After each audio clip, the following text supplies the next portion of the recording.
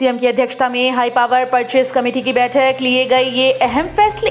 हरियाणा के मुख्यमंत्री श्री मनोहर लाल ने कहा कि हाई पावर परचेज कमेटी की बैठक में 1000 करोड़ रुपए के सामान की खरीद करने की स्वीकृति प्रदान की गई। बैठक में 23 एजेंडे रखे गए, जिनमें से 18 एजेंडों को मंजूरी दी गई। हरियाणा में अब पराली से तैयार होगी बिजली, 5 एकड़ में लगे प्लांट। दक्षिण हरियाणा के प्रमुख शहर रेवाड़ी जिले के गांव खुर्शीद नगर में देश का पहले ग्रीन एनर्जी बिजली प्लांट की स्थापना की गई। करीब 5 एकड़ जमीन पर लगाए गए इस प्लांट से 2 मेगावाट बिजली का उत्पादन होने की संभावना है। प्रदेश में कोरोना संबंधी सभी पाबंदियां खत्म, पूरी क्षमता से खुलेंगे शिक्षण संस्थान। हरियाणा सरकार ने कोरोना के मद्देनजर प्रदेश में लगाई सभी पाबंदियां खत्म कर दी हैं। अब सरकारी गैर सरकारी संस्थान पूरी क्षमता के साथ खुलेंगे। बाजार पहले की तरह पूरे समय खुलेंगे। सुबह दुकानें खोलने व शाम को बंद करने के लिए लगाई रोक हट गई है। होटल, रेस्तरां, बार, जिम, मल्टीप्लेक्सेस भी पूरी क्षमता के साथ खुल सकेंगे। हरियाणा में महिलाएं भी दमकल कर्मी के पद पर हो सकेंगी भर्ती, 33% आरक्षण। हरियाणा सरकार ने नारी सशक्तिकरण की दिशा में बड़ा कदम उठाया। भविष्य में अग्निशमन विभाग में महिलाएं भी दमकल कर्मी के पद पर भर्ती हो सकेंगी। सरकार ने इन्हें भर्तियों में 33% आरक्षण दे दिया। अभी विभाग में महिला दमकल कर्मी भर्ती नहीं की जाती थी। दमकल कर्मी बनने के लिए महिला का कद 152 सेंटीमीटर और वजन 47.5 किलोग्राम होना जरूरी है।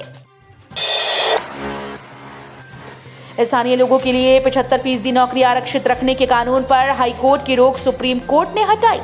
हरियाणा सरकार को बड़ी राहत मिल गई। सुप्रीम कोर्ट ने हरियाणा में स्थानीय उम्मीदवारों के लिए प्राइवेट सेक्टर की नौकरियों में 75% आरक्षण प्रदान करने पर हरियाणा सरकार के कानून पर रोक लगाने वाले पंजाब और हरियाणा हाईकोर्ट के आदेश को रद्द कर दिया है।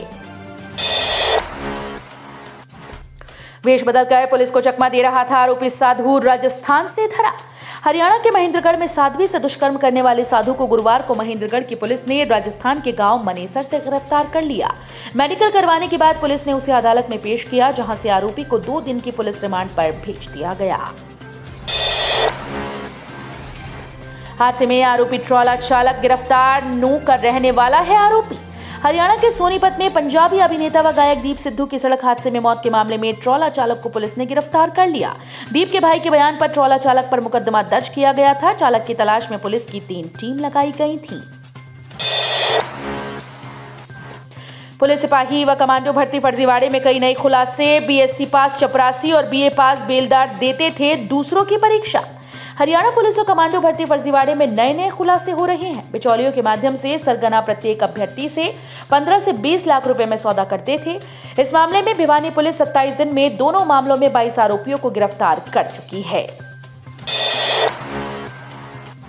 दूसरे चरण के बाद भी भाजपा आगे, जाने क्या है हालात।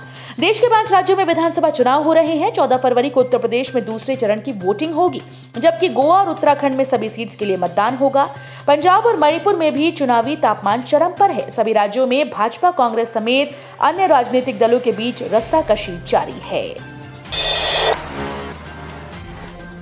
हरियाणा में आशा वर्कर्स का मानदेय 1000 रुपए बढ़ाने की सिफारिश। किसानों के खाते में जाने लगी मुआवजा राशि। हरियाणा सरकार ने राष्ट्रीय स्वास्थ्य मिशन के तहत लगी आशा वर्कर्स के मानदेय में बढ़ोतरी का प्रस्ताव केंद्र सरकार को भेजा। यदि अलग अलग गतिविधियों के लिए मानदेय बढ़ाने के प्रस्ताव को मंजूरी मिली तो आशा वर्कर्स को हर महीने करीब 1000 रुपए का लाभ होगा।